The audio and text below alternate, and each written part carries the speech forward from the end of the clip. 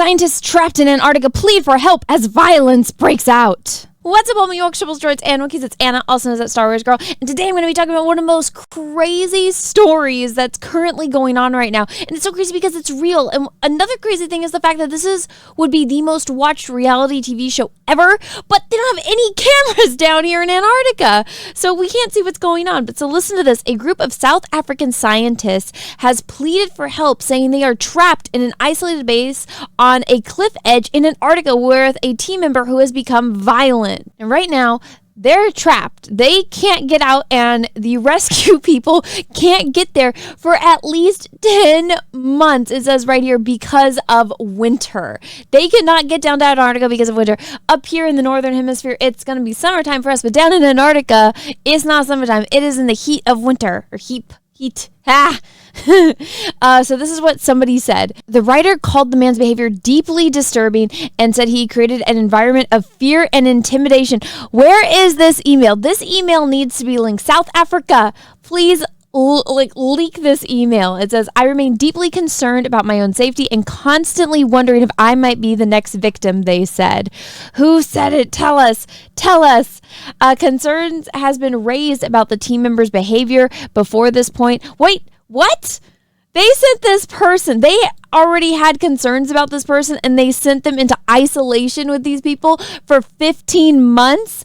The Sunday Times reports when there was still an opportunity for the second to evacuate the team member before it departed for Antarctica. The only way to leave the base now is through emergency medical evacuation to a German base around 186 miles away, according to two sources with inside knowledge cited by South African media. They had all the time to remedy the situation, but they simply buried their heads in the sand, hoping that it'll go away, one source said. They were informed about the problem early as December. Wow. This is not cool, guys.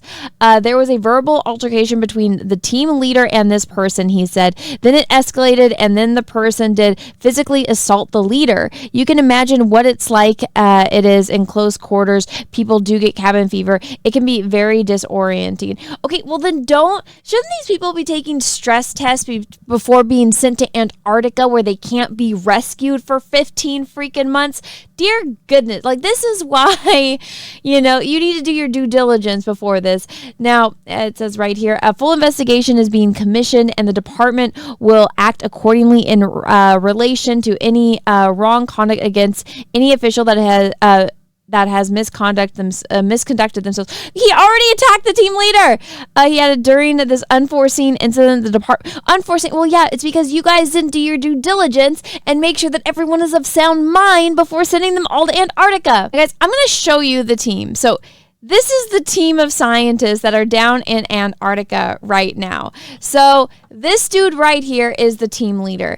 Now, it's obviously another dude. So there's three women. There's this lady, and this lady. So it's either this dude, this dude, this dude, this dude, or this dude. People are also leaking this. So this is the one girl, I cannot say her name for the life of me, Geomar.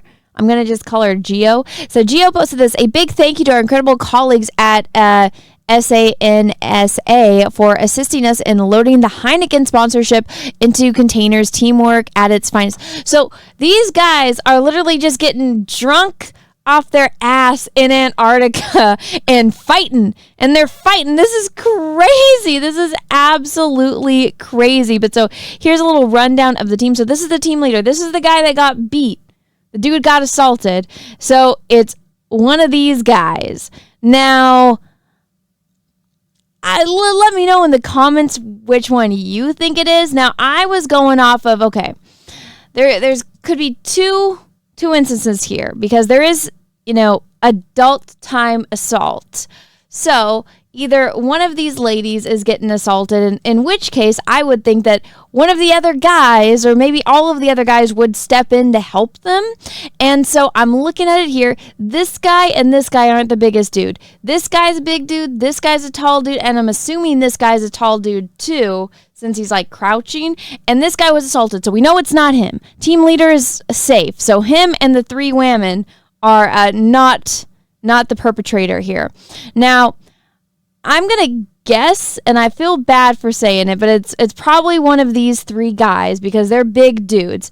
Now, the other thing I thought it could possibly be is maybe because we don't know who is getting adult time assaulted. So I was like, maybe the guy is gay and he's assaulting one of the dudes.